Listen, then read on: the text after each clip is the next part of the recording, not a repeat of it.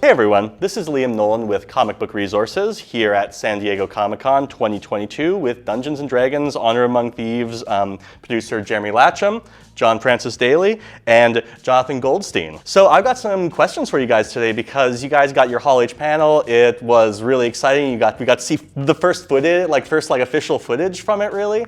So I just want to start off with Dungeons & Dragons is something that means so much to so many people. I love funny and weird campaigns. I have friends who are not that at all.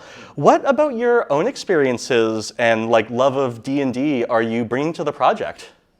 I mean, as an avid player myself, the thing that was so appealing to me about exploring this in the cinematic space was how unique the tone was. And like you said, it can fluctuate. And that's something that I think we really wanted to take advantage of. The fact that it isn't any one thing. You know, we have these characters that can be laughing about something one minute and crying the next. And it really just gives you this sort of roller coaster ride of a film to enjoy. So in terms of, there's a lot of, monsters and creatures, and we saw them in the trailer, and I saw them on a poster last night. Can you guys explain to me kind of the thought process behind what you chose to include? Well, obviously there's a giant array of monsters and creatures in D&D. There's a whole manual devoted to them, and so we had to be very selective as to what we were going to put in the movie. Part of that was to kind of ask the Wizards of the Coast, what are the most popular monsters? What do the fans love the most? And then of that list, sort of select what worked for our story best and what we could capture on screen in a convincing way. Some monsters are pretty hard to shoot, but thanks to the CG and prosthetic and animatronic creatures we were able to create, we really, I think, got a really fun blend of fan favorites and also some lesser knowns. Cool. So I know that this is kind of, Dungeons & Dragons has become, it's exploded in popularity really in the last kind of, I want to say 5 to 10 years. Do you guys have kind of any insight into why people are really connecting with Dungeons & Dragons right now? Well, look, I think there's been a greater popularity in role-playing games just generally. I think what's funny is role-playing video games have also helped to fuel the storytelling role-playing games. Obviously there's pop culture that brings it up. I think Stranger Things has a lot to do with that as well. COVID had quite a bit to do with it, and that it required people to do things over Zoom and socialize. But I think just generally there is this overwhelming desire for people to connect. And when there's all of this content out there and all of these different things that you can absorb, the idea of being able to kind of expel your creativity and not just absorb it is really appealing. It really brings out the creative spark in anyone, even people that don't consider themselves storytellers. So I think that's part of the reason why. Yeah, cool. I know that, this is one of those movies that could really end up launching something like a D&D cinematic universe. And, there's, for example, a TV show in the works right now. And is there kind of anything you guys can tell me about the larger DDCU? Do we have a term for it even? Oh boy. No, I think that people often make mistakes in trying to plan so far ahead that they forget to actually make something good. I think that fans have had fair complaints about Hollywood studios doing that many, many times over the years. And so here on this movie, I think the thing we've tried and planned to do was to make one good film. And I think that if we make a good film, and if we're so lucky that audiences like it, we will make another good film.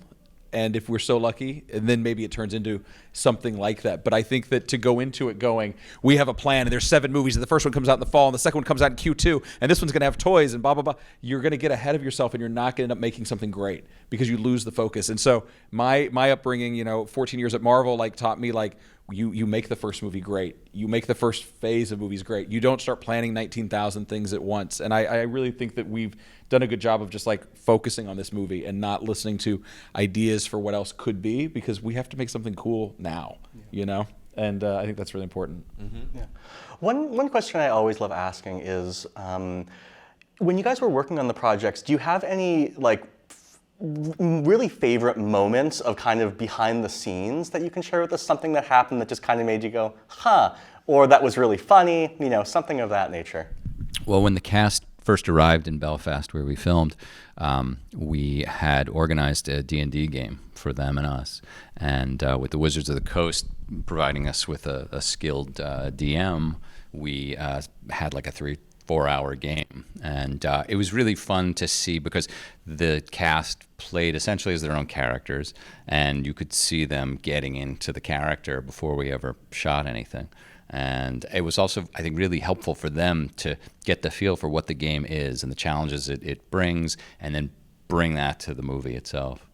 Yeah, I mean, for me, it was honestly that first day on set when we had it was a scene between Chris and Michelle, and we had rehearsed scenes, and we had gotten sort of the dynamic and chemistry between them, but we didn't actually see how it would translate to screen. And so that first day when they had this back and forth with their very unique and contrasting personalities, it was like watching a magic trick. Like we'd suddenly realized, okay, we're in good hands here, because we've got these two anchors that are really kind of propelling the film in ways that we had only ever imagined. Jeremy, did you have any specific moment that stood out for you?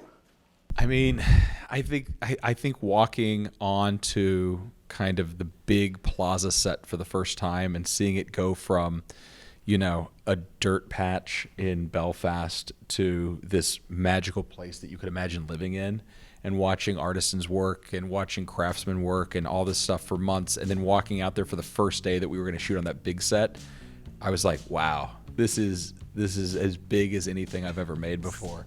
And Such a big movie. It was a bit overwhelming. I think we built such a big set, and it's funny because you have this giant thing and it's not done, and then somehow overnight the set deck team comes out and puts everything out, and the costume people, everyone shows up, and you walk out that first morning on the big set and you go, oh boy. Yeah. And there's 19 cranes circling the place, and you realize the scale of the responsibility of they've handed us all this tools to make something, and are we capable of this? I hope so. That's really awesome. Well, I just want to say thank you guys so much for your time, and I hope you enjoy the rest of your SDCC, and you kind of get to see some cool stuff, maybe get onto the con floor or something like that. Love to. Yeah. So this has been Dungeons & Dragons Honor Among Thieves, and you can check it out in March 2023. That's correct. That's correct. Cool. Awesome. Thank you guys so much. Thank you, Matt. Appreciate it.